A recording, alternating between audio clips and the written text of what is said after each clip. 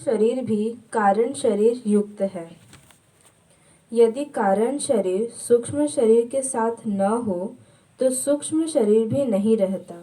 तो कारण शरीर जो है अज्ञान है, और अज्ञान के वजह से ही ये सूक्ष्म शरीर है। अज्ञान नहीं तो फिर कारण शरीर भी नहीं, और सूक्ष्म शरीर नहीं तो स्थूल शरीर भी नहीं। सूक्ष्म शरीर से स्थूल टिकता बचता रहता है, और अज्ञान कारण शरीर से सूक्ष्म शरीर रहता है। जैसे वृक्ष की जड़ वृक्ष रहने का कारण है, इसी प्रकार सूक्ष्म शरीर का कारण शरीर ही मूल है। सूक्ष्म शरीर थकित होकर कारण शरीर में ही विश्राम पाता है। इसलिए सूक्ष्म शरीर तुच्छ और कारण शरीर का महत्व है। सूक्ष्म शरीर के भाव को हटाना व्यतिरेक हुआ और कारण शरीर को ग्रहण करना अन्वय हुआ। कारण शरीर अविद्या से युक्त है। कारण शरीर अप्रत्यक्ष व्यष्टि रूप है और अविद्या समष्टि रूप है। ऐसा समझकर कारण शरीर को व्यतिरेक एवं अविद्या का अन्वय भाव करना चाहिए। तो अन्वय और व्यतिरेक पद्धति से बताया जा रहा है कि ये सब व्यतिरेकी है। स्थूल शरीर, सूक्ष्म शरीर, कारण शरीर, ये जागृत अवस्था, ये स्वप्न अवस्था, ये सुषुप्ति अवस्था, ये सब व्यतिरेकी है। एक दूसरे के साथ न मिले वो व्यतिरेकी, और जो सब में मिले वो है अन्वयी। तो मैं यानी चैतन्य अपना स्वरूप वो अन्वयी है। कैसा?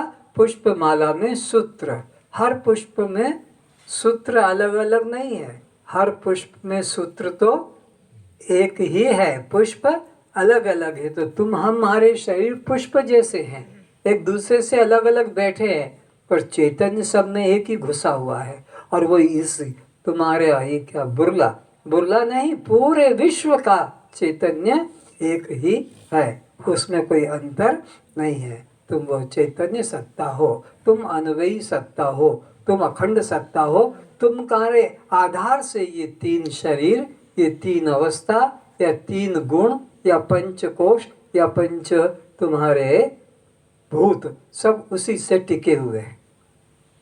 अब रही अविद्या, उसमें अपना अस्तित्व नहीं है। परम ब्रह्म के अस्तित्व से ही उसकी प्रतीति है, ऐसी यह अविद्या है।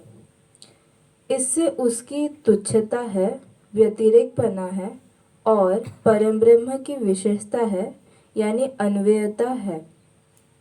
यह अंतिम अन्वय है। परम ब्रह्म अखंड होने से उसमें से व्यतिरेक करने का कोई भी पदार्थ नहीं है, ऐसा जानना ही ज्ञान है। आत्मा में और कुछ ऐसा नहीं है जो हम उसे अलग कर सके, अलग रख सकें, या आत्मा अलग हो सके। आत्मा ही अंतिम अन्वयी है, और बाकी सब व्यतिरेकी है। एक जगह मिलते हैं, दूसरी जगह नहीं मिलते हैं। जागृत में स्वप्न नहीं होता है, स्वप्न में गहरी नींद नहीं होती है, गहरी नींद के अंदर समाधि नहीं है, समाधि में जागृत स्वप्न सुषुप्ति नहीं है, मूर्छा में जागृत स्वप्न सुषुप्ति तीनों नहीं है। तो ये सब व्यतिरेकी है, लेकिन आत्मा ही अन्वयी अंतिम सत्य है, जिसको कि हटाया नहीं जा सकता, जिसमें से कुछ निकाला नहीं जा सकता। वो कैसे? पूर्णमदः पूर्णिदं पूर्णात् पूर्णमुदच्यते पूर्णस्य पूर्णमादाय पूर्णमेवावशिष्यते। वो कैसा है? जैसे शून्य से शून्य को आप जोड़ो तो उत्तर शून्य आएगा, शून्य से शून्य घटा लो तो उत्तर शून्य आएगा, शून्य में शून्य का गुणा करो तो उत्तर शून्य आएगा। ऐसा ही वो परमात्मा से ये सृष्टि बन गई, तब भी वो पूर्ण है और ये भी पूर्ण है। और फिर इसको फिर लीन कर दिया, तब भी वो ज्यों का त्यों पूर्ण है। सारे विश्व में जो वर्षा हो रही है समुद्र ही है, और समुद्र में कुछ कमी नहीं पड़ रही है। सारी नदियां समुद्र में जा रही है, तब भी समुद्र की हाइट और बढ़ नहीं रही है। ऐसे ही वो परमात्मा एक रस सब में पूर्ण है। जगत और जगत के सब पदार्थों में अविद्या का संबंध आद्या है। माया अविद्या ज्ञान द्वारा निवृत्त हो जाती है। परम ब्रह्म किसी प्रकार निवृत्त नहीं होता। यही एकमात्र सत्य है। विज्ञान ही शेष रहता है। यह विज्ञान ही तद ब्रह्म स्वरूप है। तो एक अविद्या और एक माया, ये दो परमात्मा की शक्ति है। अविद्या का लय या नाश आत्मज्ञान के द्वारा हो जाता है, और विद्या तो परमात्मा की शक्ति, परमात्मा से भिन्न नहीं, इसलिए उसका नाश नहीं होता है। तो हम तुम सब जीवात्मा अविद्याग्रस्त हैं। कैसे? जैसे मुर्गी अंडा देती है, वो अंडे का कोई मूल्य नहीं, वो पड़ा है जहाँ का तहाँ, कोई मूल्य नहीं। और पर जब मुर्गी जब उस अंडे को फटा देती है, टुकड़े कर देती है, तोड़ देती है, तब उसमें से जो निकलता है बच्चा, उसके जीवन का मूल्य है। वो अपना उड़ेगा, चलेगा, संसार बनाएगा। पर अंडा तो जहाँ का तहाँ पड़ा है, अचल। ठीक इसी तरह हमारे माँ बाप ने अंडे की तरह हमको पैदा करके छोड़ दिया, बिल्कुल अंडे की तरह। उसी अंडे की तरह हम जी रहे थे। मुर्गी ने अंडा बनाया और उसको फिर तोड़ दिया, तो बच्चे का जीवन उठा, कुछ विकास हुआ। लेकिन हमारी क्या अवस्था? हमारे माँ बाप ने अंडे की तरह हमको पैदा कर दिया। अब सद्गुरु मिलता है तो हमारे इस अविद्या की खोल को तोड़ के और हमको एक नया जन्म देता है। कस्त्वम,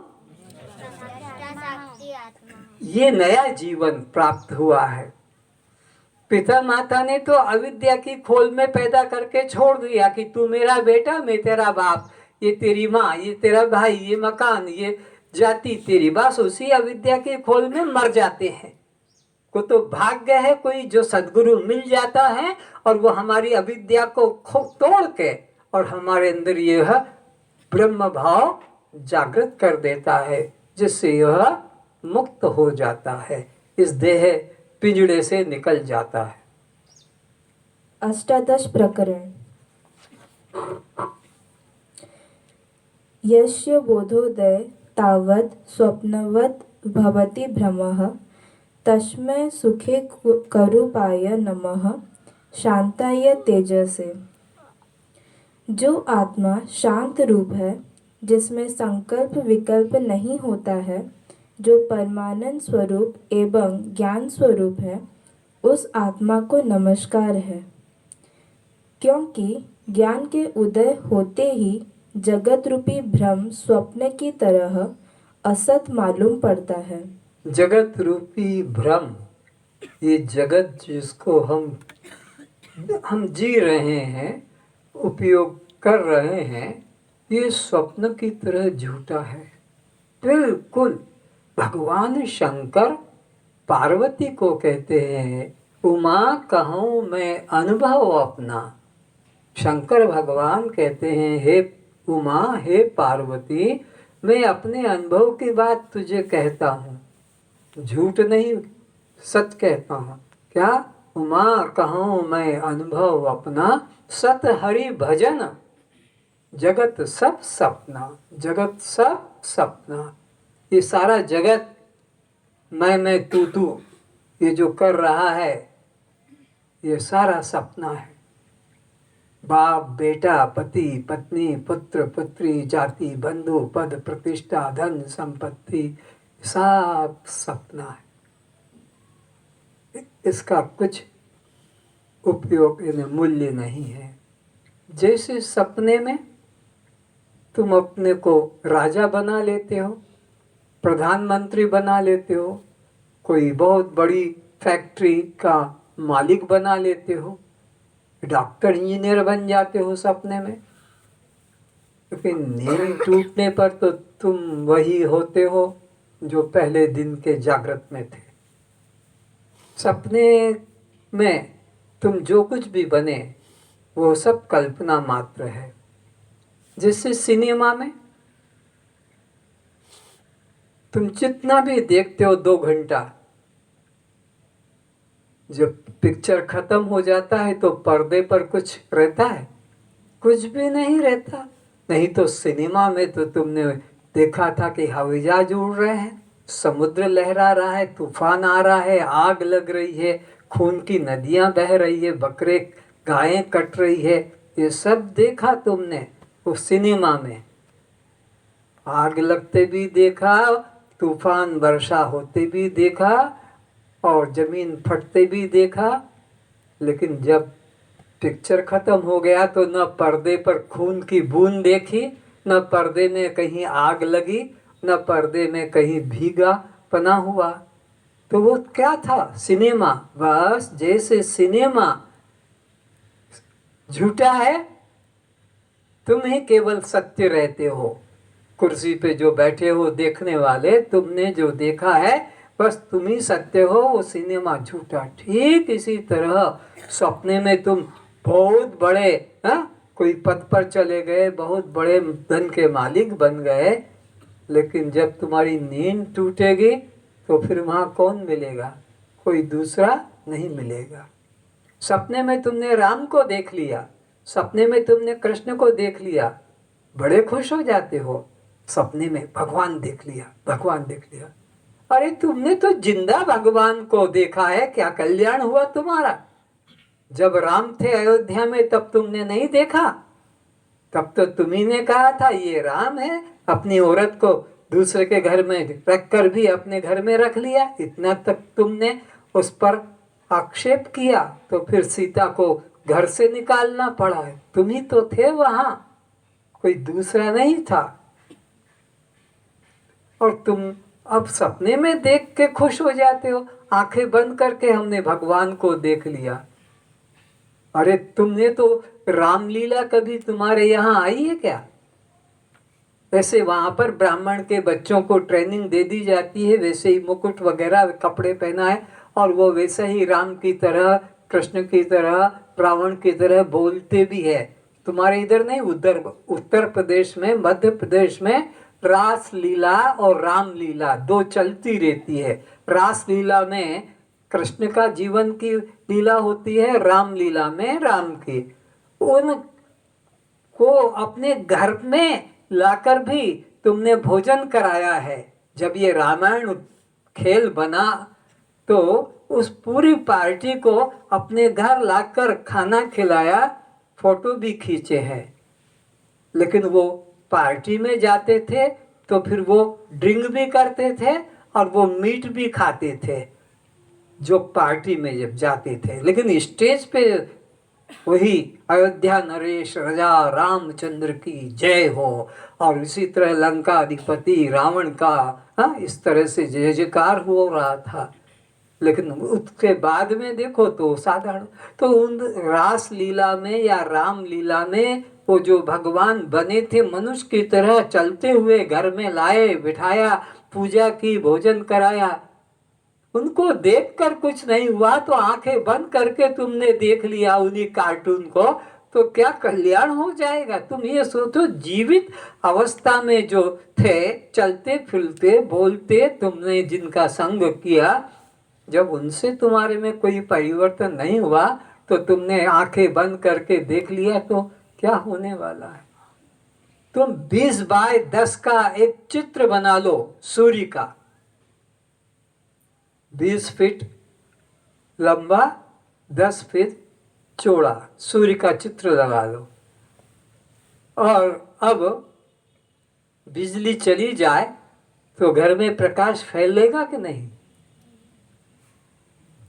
लेकिन छोटी सी एक मोमबत्ती लगा दो, छोटी सी दीपक, तो वो ज्योति फैला दे। वो 20 बाय 10 का तुम्हारा वो जो चित्र है वो कुछ नहीं करेगा जो एक मोमबत्ती का प्रकाश कर सकेगा। तो इसी प्रकार ज्ञान की एक किरण जग जाए तो तुम्हारा ये सब अज्ञान अंधकार नष्ट हो जाएगा।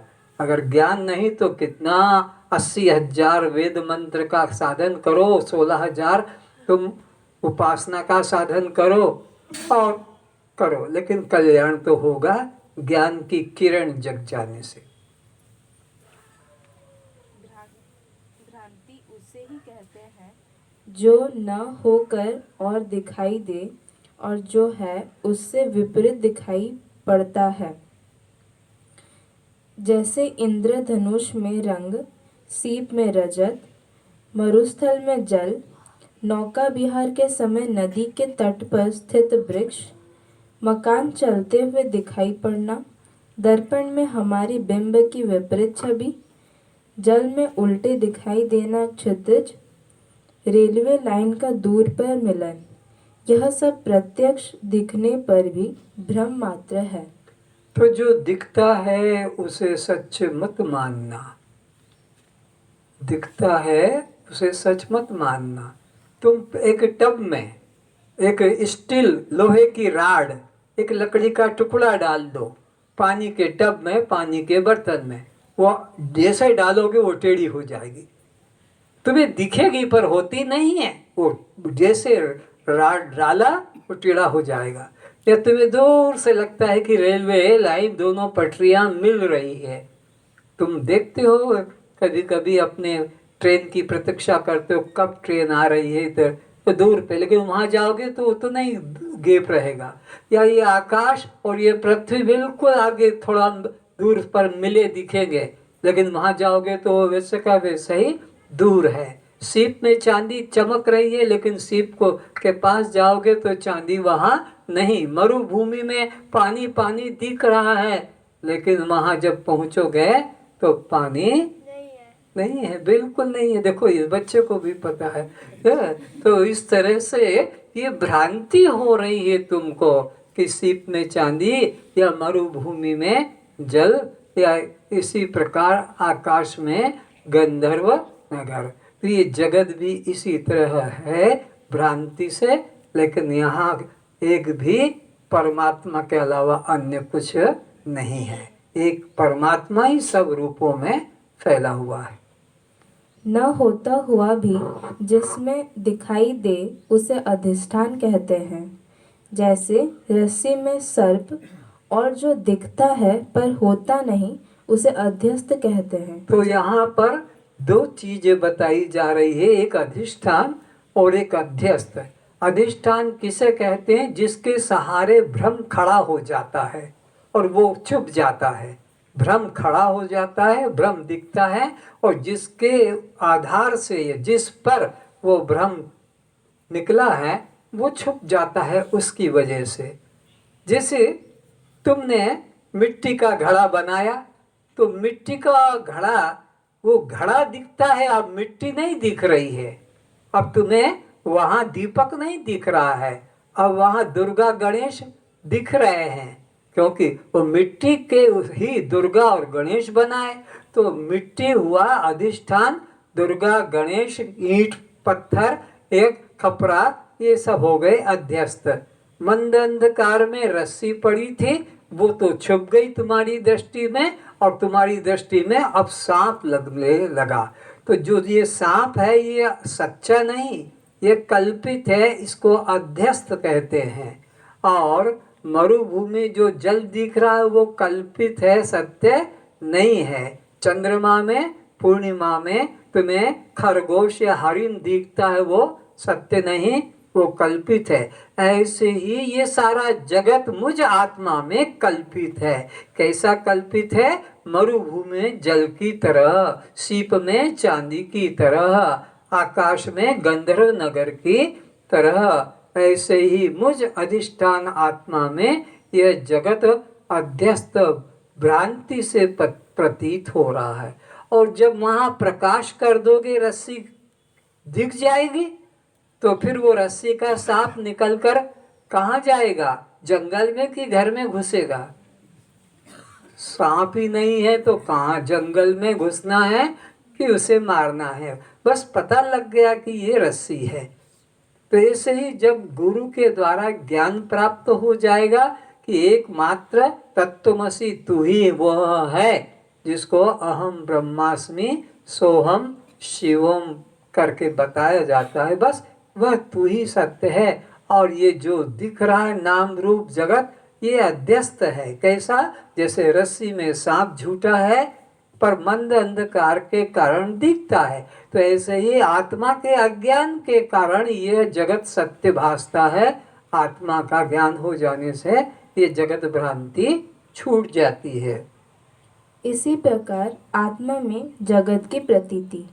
यहाँ आत्मा अधिष्ठान है एवं जगत अध्यस्त है। तो अधिष्ठान हुआ वह जिसके सहारे भ्रम प्रतीत हो, और भ्रम के समय वो प्रतीत न हो। भ्रम हट जाने से वो प्रतीत होता है।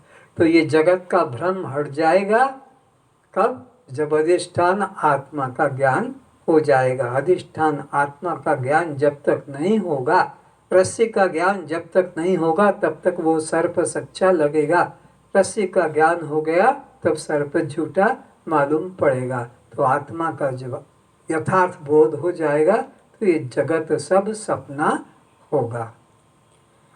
रस्सी ज्ञान से जैसे सर्प भ्रम की निवृत्ति हो जाती है, इसी प्रकार आत्मा के ज्ञान से जगत भ्रांति दूर हो जाती है। तो आत्मा के ज्ञान से ही आपका ये जगत भ्रम या बंधन का भ्रम या जीव पने का भ्रम सब निकल जाएगा। न तुम जीव हो, न जगत है, न बंधन है। एकमात्र ब्रह्म ही एकमेवा अद्वितीयम ब्रह्म। इस काया का होता विनाश है।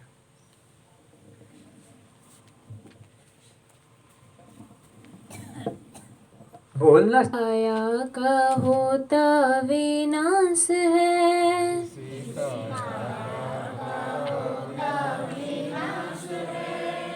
तू तो साक्षी स्वयं प्रकाश है।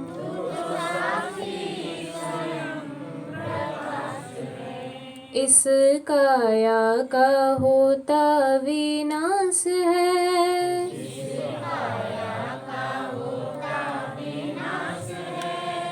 तू तो साक्षी स्वयं प्रकाश है।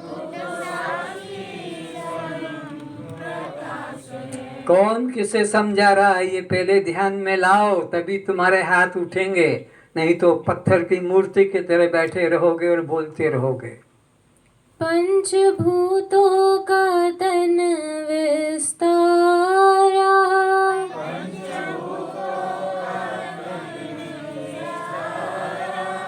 तू तो दृष्टा है देखनहारा।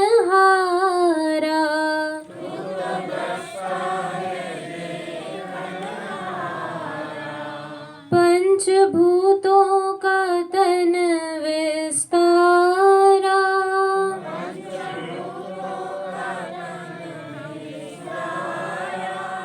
तू तो ज्ञाता है जाननहारा।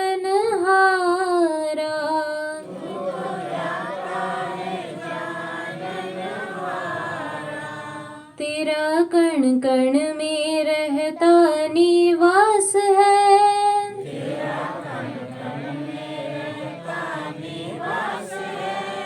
तू तो साक्षी स्वयं प्रकाश है।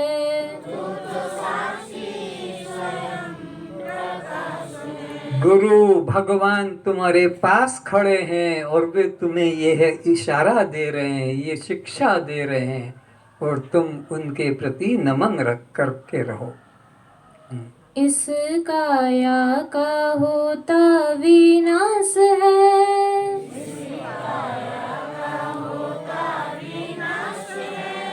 तू तो साक्षी स्वयं प्रकाश है।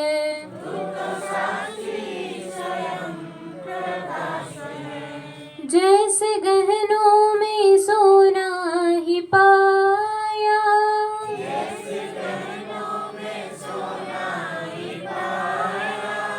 तैसे घट घट में तू ही समाया।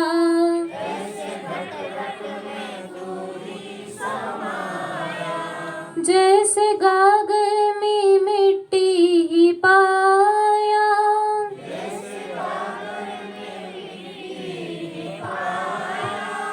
तैसे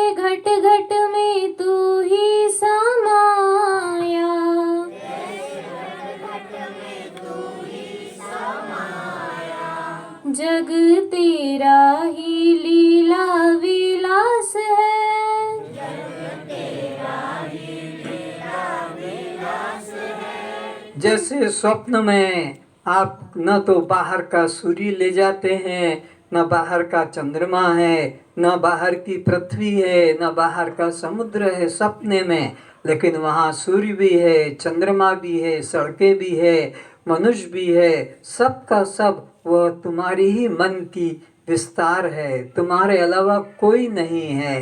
ये कब पता लगता है? जब नींद टूट जाती है, तब वहाँ पूरा स्वप्न संसार झूठा हो जाता है। ऐसे ही अज्ञान नींद जब टूट जाती है, तभी यह आपको देह और देह के संबंधी ये सब कुछ झूठे लगेंगे। जग तेरा ही लीला विलास है,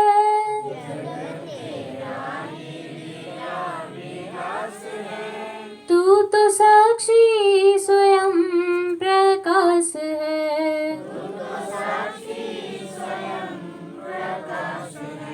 इस काया का होता विनाश है, तू तो साक्षी स्वयं प्रकाश है।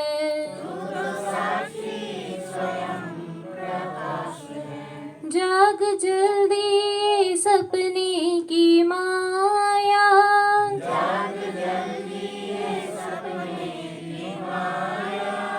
भयंकर से भयंकर रोग हो गया है आपको। स्वप्न में कितने प्रकार की दवाएं कर डाली, लेकिन वो सपने का रोग कटा नहीं।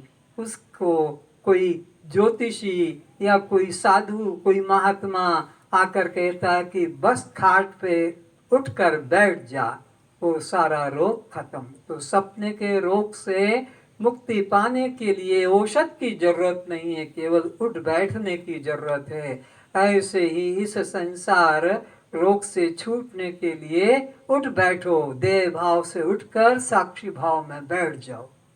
जाग जल्दी ये सपने की माया,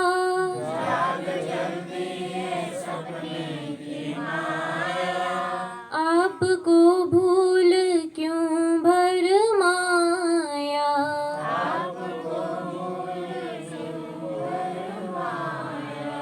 जाग जल्दी ये सपने की माया,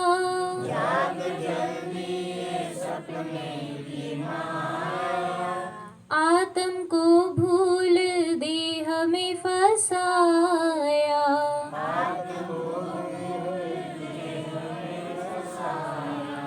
स्वामी हो के बना क्यों दास रे,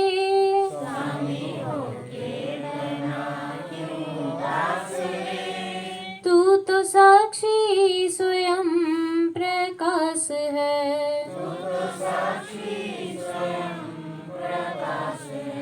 इस काया का होता विनाश है,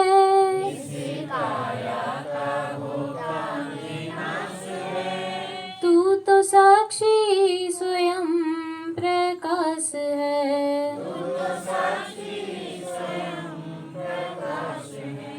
भूल तेरी है तू ही मिटा दे,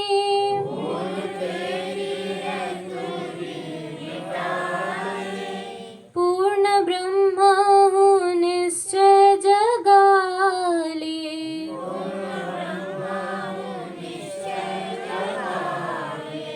मिटे जन्म मरण की त्रास है,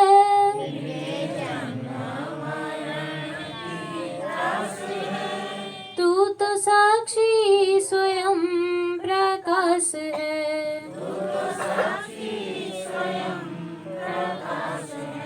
इस काया का होता विनाश है,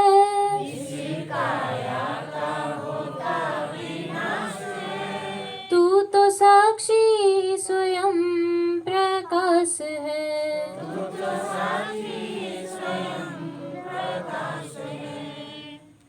बोलो सच्चिदानंद परमात्मा की, सद्गुरुदेव की। सर्वेषां शांतिर्भवतु, सर्वेषां मंगलं भवतु, सर्वेषां स्वस्तिर्भवतु सर्वेषां पूर्णं भवतु